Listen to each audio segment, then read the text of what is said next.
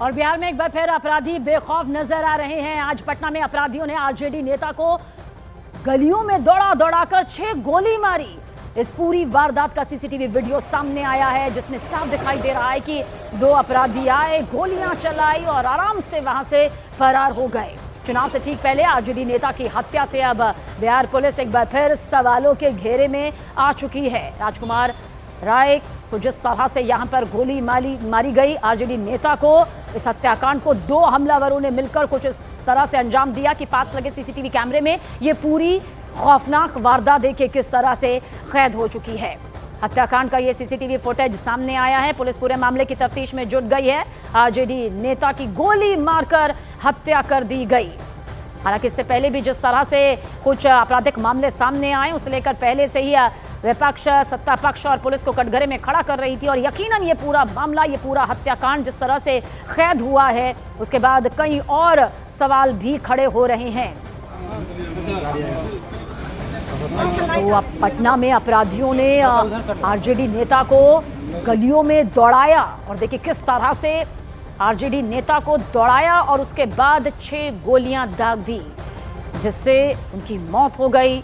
और ये दूसरी तस्वीर भी इस वक्त आपके सामने मौजूद है। देखिए राजकुमार राय, जिनकी हत्या यहां पर की गई, आरजेडी नेता जिन्हें गोली मारी गई, और तस्वीरों में कैद होती ये तस्वीर अपनी जान बचाने के लिए इन खौफनाक अपराधियों से, बेखौफ अपराधियों से वो भागते हुए यहां पर नजर आ रहे हैं। लेकिन बख्शा नहीं, पहले इन गलियों में दौड़ाया और उसके बाद 6 गोलियां मारी गई हैं।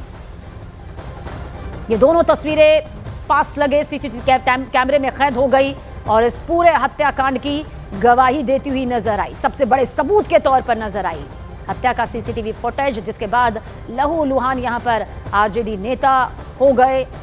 अब इस पूरे मामले को लेकर कानूनी प्रक्रिया जारी है। कई टीमों का गठन किया गया है। हत्यारों को पकड़ने की कोशिश जारी है। यहाँ पे अभी कुछ टाइम पहले एक घटना हुई है राजेंद्र नगर टर्मिनल के सामने, गली नंबर 17 में एक व्यक्ति को गोली मारी गई है। उसका नाम बताया जा रहा है राजकुमार उर्फ आला राय। अपराधकर्मी कुछ सीसीटीवी फुटेज में दिख भी रहे हैं, और भी अपराधकर्मी हो सकते हैं जो लाइनर का काम किए हो। यह व्यक्ति बताया जा रहा है कि ये पॉलिटिकली एक्टिव थे और लैंड के खरीदने बेचने का भी काम किया करते थे। तो हर एक एंगल पे हम अभी अनुसंधान कर रहे हैं। घटनास्थल से खोखा और कुछ जिंदा कारतूस भी बरामद हुए। और पटना से हमारे सहयोगी चंद्रमोहन इस वक्त हमारे साथ मौजूद है। चंद्रमोहन, किस तरह से इस वारदात को बेखौफ बदमाशों ने अंजाम दिया, वो तो सीसीटीवी फुटेज चीख कर गवाही दे रहा है, लेकिन क्या ये सामने आ चुका है कि इन दोनों बेखौफ बदमाशों ने आखिर क्यों आरजेडी नेता को निशाना बनाया, क्यों इस तरह से हत्याकांड को अंजाम दिया गया? क्या कुछ खुलासे?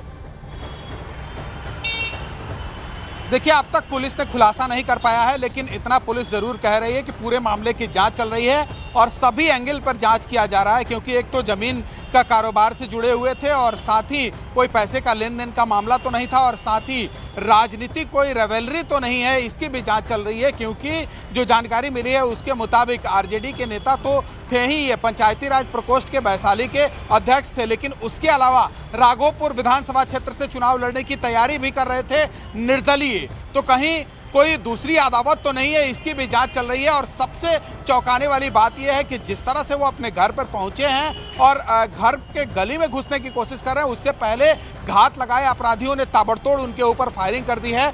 और जो जानकारी मिली है उसके मुताबिक 1 दर्जन से ज़्यादा गोलियां वहां पर दागी गई हैं, जिसमें 6 से अधिक गोली खुद राजकुमार यादव को लगी है। और इसके अलावा 2 और अपराधी, जो पुलिस से जानकारी मिली है उसके मुताबिक, जो नकाबपोश वहां पर मौजूद थे, जिन्होंने ताबड़तोड़ फायरिंग की, खदेड़ कर उनके ऊपर फायरिंग किया, मारे। और उसके बाद रेस्टोरेंट में जब वो जान बचाने के लिए घुसे तो वहां तक अपराधी घुस गए।